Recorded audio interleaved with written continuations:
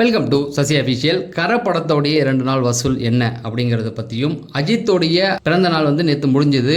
அவருடைய 64வது படத்தை பற்றின ஏதாவது ஒரு அப்டேட் வரும்னு எதிர்பார்த்த நிலையில் எதுவுமே வரல. அதுக்கான காரணம் என்ன? அதுக்கப்புறம் கமல் சார் இப்போ ஒரு படம் ஒன்று பண்ண போகிறாரு, அதை பற்றின அப்டேட். ரஜினி சாரும் கமல் சாரும் இணைந்து நடிக்கிற படத்தோடைய ஓடிடி ரைட்ஸ் வந்து விலை போகலை, ஜெயிலர் 2வோட கம்மியாக போயிருக்கு. இதுக்கு என்ன காரணம்? இது எல்லாத்தையும் தான் இந்த வீடியோவில் பேச போகிறோம். சினிமா செய்திகளை தெரிஞ்சுக்க நம்ம சேனலை சப்ஸ்கிரைப் பண்ணிடுங்க. ஃபஸ்ட்டு எடுத்தோடனே கரப்படத்தோடைய ஃபஸ்ட் நாள் வசூல் என்ன அப்படிங்கிறத நான் உங்களுக்கு சொல்லிடுறேன்.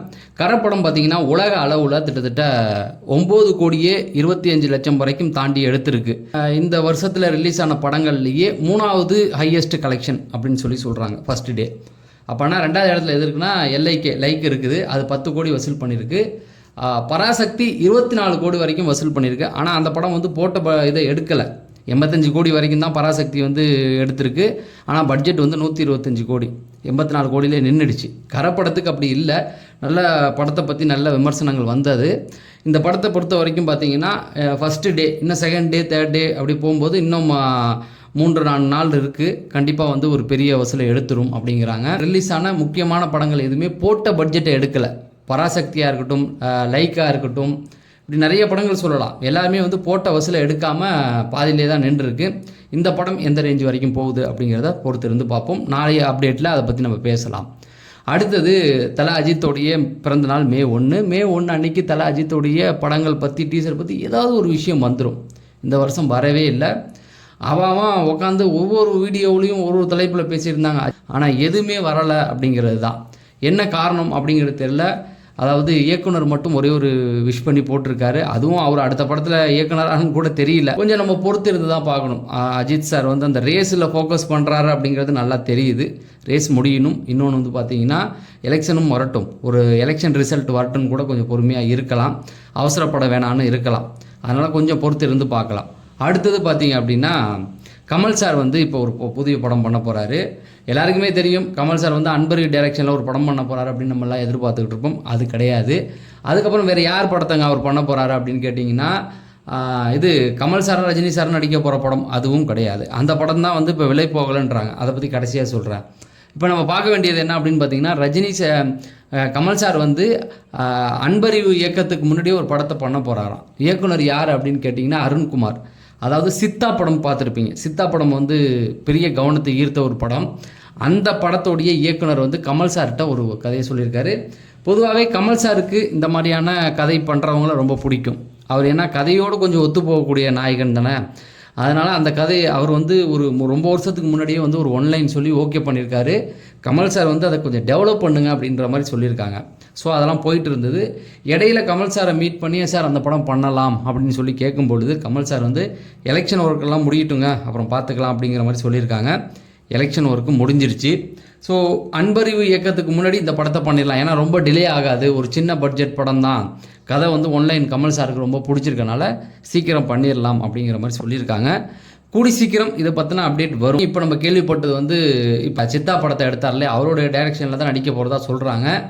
ஆனால் அன்பரியோட படம் எடுத்தாலும் அதுவும் வந்து ஷார்ட்டாக தான் முடிக்க போகிறாங்க. ரொம்ப பெரிய பட்ஜெட்லாம் கிடையாது. ஓரளவுக்கு ஆக்ஷனை பேஸ் பண்ணி கமல் சாருக்கு பிடிச்ச அந்த த்ரில்லர் இந்த ஜேனர் இது பண்ணி எடுத்திருக்காங்களாம். கூடி சீக்கிரம் அதுக்கான அப்டேட் வந்துடும். சொல்ல முடியாது கமல் சார் 2 படத்தையும் ஒரே நேரத்தில் பிளான் பண்ணுறாரா என்ன. ஏன்னா இதுக்கப்புறம் கமல் சாருக்கு எந்த வேலையுமே கிடையாது. கொஞ்ச நாளாக அரசியல்னு சுற்றிட்டு இருந்தார். அதுக்கப்புறம் இனிமேல் அடுத்த எலெக்ஷனில் தான் கமல் சார் நம்ம பார்க்கலாம் அரசியலில். அதுக்கப்புறம் பார்த்தீங்கன்னா ஃபுல்லாக படத்தில் தான் பிஸியாக இருப்பார். நிறைய அப்டேட்கள் காத்துக்கிட்டு இருக்குன்றாங்க. இடையில மருதநாயகம் பற்றின சில அப்டேட்டுகளும் வரத்துக்கு வாய்ப்புகள் இருக்குது அப்படிங்கிறாங்க. அந்த ஏஐ கோர்ஸ்லாம் முடிச்சுட்டு வந்தார் இல்லையா, அதெல்லாம் முடிச்சுட்டு வந்து இந்த எலெக்ஷனுக்கு முடிகிற வரைக்கும் கொஞ்சம் அமைதி காத்துட்டு இருந்தார். இனிமேல் வந்து கண்டிப்பாக வந்து மருதநாயகம் படத்தை பற்றி அதை எப்படி ஏஐ வச்சு திரும்ப கொண்டு வரதுக்கான வாய்ப்புகள் இருக்குன்னு சொல்கிறாங்க. பொறுத்து இருந்து பார்க்கலாம். அடுத்தது பார்த்திங்கன்னா ரஜினி சாரும் கமல் சாரும் இணையிற படம் பெருசாக விலை போகலைன்றாங்க.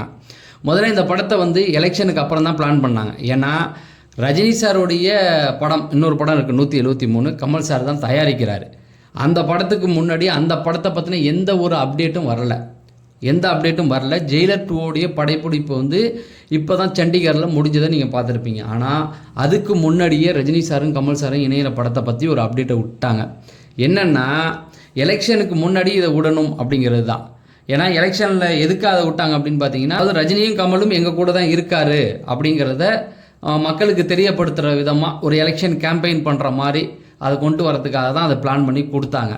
ரஜினி சாரும் அதில் வந்து நடிக்கக்கூடாது அப்படிங்கிற மாதிரி முடிவில் தான் இருந்தார். எப்போ அதை முதல்ல என்ன செய்தி வந்தது அப்படின்னு பார்த்தீங்கன்னா, இதை வந்து எலெக்ஷனுக்கு அப்புறம் நம்ம பண்ணிக்கலாம், எலெக்ஷனில் ஒருவேளை திமுக ஜெயிச்சா நம்ம அதை கொடுத்துக்கலாம், இல்லைனா வேணான்ற ஒரு ஐடியாவில் தான் இருந்திருக்காரு. ஏன்னா அது மிகப்பெரிய ரிஸ்கில் போய் முடியும் அப்படிங்கிறது ரஜினி சாருக்கு நல்லாவே தெரியும். ஏன்னா ரஜினி சாருங்கிறது அவர் காட்டுக்கு அவர் ராஜா. இல்லை கமல் சாரை வந்து கொண்டு வந்து கமல் சாருக்கு இம்பார்ட்டன்ட் கொடுத்ததை நீங்கள் பார்த்துருப்பீங்க. அடுத்தது இன்னொரு விஷயம் என்ன அப்படின்னு பார்த்தீங்கன்னா, ரஜினி சாருக்குன்னு ஒரு மாசு இருக்குது. அந்த மாசு தான் ஆடியன்ஸ் எதிர்பார்ப்பாங்க. இந்த இதில் வந்து கமல் சாரை கொடுத்து கமல் சாருக்கு முக்கியத்துவம் கொடுக்கும்போது ரஜினி சாருடைய ரோல் வந்து டம்மியாக போயிடுது இல்லையா. இதெல்லாம் பார்த்து தான் வேணாம் ஒதுங்கிடலாம்னு நினச்சாங்க. அப்புறம் ஓவர் ப்ரெஷர் கொடுத்து அதை எடுத்துட்டாங்க. நீங்கள் நல்லா பார்த்தீங்கன்னா ஜெயிலர் 2 படப்பிடிப்பு பாதியில் இருந்தது. 173வது படம். ப்ரொடியூசர் தெரியும், அந்த படத்தோட ரஜினி சாரோடைய 173 ப்ரொடியூசர் யாருன்னு நமக்கு தெரியும். ஆனால் டைரக்டர் பஞ்சாயத்து இன்னும் நீண்டுக்கிட்டு தான் இருக்குது. அந்த படம் நம்ம பண்ணுறதுக்குள்ளே இந்த படத்துக்கான வேலையை வந்து ஸ்டார்ட் பண்ணிட்டாங்க. ஆனால் அது கிடப்பில் தான் கிடக்கு. ஏன்னு சொல்லவா, ஜெயிலர் 2 வந்து பார்த்தீங்கன்னா ஓடிடி ரைட்ஸ் வந்து 168 கிட்டத்தட்ட 170 கோடி வரைக்கும் வந்து விலை போயிருக்கு. தமிழ் சினிமாவில் அதிக விலைக்கு ஓடிடியில் போன படம் ரஜினி சாருடைய படம் தான். ஓகேங்களா. இதுக்கு முன்னாடி இன்னொரு நடிகர் இருந்தார், அதை நான் சொல்ல வேணான்னு தான் இருக்கேன். ஏன்னா சொன்னால் அது வேறு மாதிரி பார்க்கப்படும், அதனால் சொல்லலை. ரஜினி சார் இப்போ ஜெயிலர் 2 வந்து அதை முறியடித்து எல்லா வசதியும் முறியடித்து ஃபஸ்ட் இடத்துக்கு வந்துடுச்சு. இதே நேரத்தில் ஓடிடி வந்து ரஜினி சார் கமல் சார் தயாரிக்கிற படத்துக்கு வந்து எவ்வளோ விலை போயிருக்கு அப்படின்னு பார்த்து தயாரிப்பு நிறுவனம் என்ன நினச்சாங்கன்னா, ஜெயிலர் 2வே வந்து ஒரு 160 கோடி 70 கோடி போகுதுன்னா நம்ம படம் பெரிய ரேட்டுக்கு போகுன்ற இதில் உட்காந்துருந்தாங்க. ஆனால் தயாரிப்பு ஓடிடி ரைட்ஸ் எவ்வளோ கேட்டிருக்காங்கன்னா 110 கோடிக்கு கேட்டிருக்காங்களாம். கிட்டத்தட்ட 50 கோடி கம்மியாக தான் கேட்டிருக்காங்களாம். இதுக்கான காரணம் ஒன்று தான். இங்கே கமல் சாருக்கு முக்கியத்துவம் கொடுத்து தான் அந்த ட்ரெய்லர் வந்திருக்கும், ரஜினி சாருக்கு முக்கியத்துவம் வரல. ஹீரோ யார் அப்படிங்கிற ஒரு கேள்வியை கேட்டிருப்பார். பல பேர் என்ன கிளப்பி விட்டாங்கன்னா, ரஜினி சாரும் கமல் சாரும் கடைசியாக நடித்த படத்தில் கமல் சார் ஹீரோவாக இருப்பார், ரஜினி சார் வில்லனாக இருப்பார். அதே போல் தான் இதையும் தொடங்கி விட்றாங்க, ரஜினி சாரை வில்லனாக்க ட்ரை பண்ணுறாங்கன்றதுனால பெரிய அதில் ஒரு எதிர்பார்ப்பு எல்லாம் இருந்தாலும் ஒரு கேள்விக்குறி அங்கே இருக்குது. கமல் சார் தான் முக்கியத்துவம். ஏன்னா உதயநிதி வந்து கமல் சாருடைய ரசிகர், ஓகேவா, அவங்க பேனரில் வரப்படும். அதனால் கமல் சாருக்கு முக்கியத்துவம் கொடுத்து ரஜினி சாரை டம்மி பண்ணிடுவாங்க அப்படிங்கிற ஒரு சில பேச்சுவார்த்தைகள் இருக்கிறதுனால அதை கேட்ட நிறுவனம் வந்து பெரிய ரேட்டுக்கு கேட்கல. இப்போக்கி வந்து அது வந்து ஜெயிலர் 2வோட கம்மியான விலைக்கு தான் போயிருக்கு. ஆனால் ப்ராப்பராக அதில் ரஜினி சாருக்கு என்ன ரோலு, ரஜினி சார் வந்து ஹீரோ மாதிரி தான் வருவார் அப்படின்னா கண்டிப்பாக அதோடைய ரேட் ஏறும். அதை பொறுத்து இருந்து தான் பார்க்கணும் அப்படிங்கிறது தான். தொடர்ந்து சினிமா செய்திகளை தெரிஞ்சுக்க நம்ம சேனலை சப்ஸ்கிரைப் பண்ணுங்கள். நம்ம அடுத்த வீடியோவில் சந்திப்போம். நன்றி, வணக்கம்.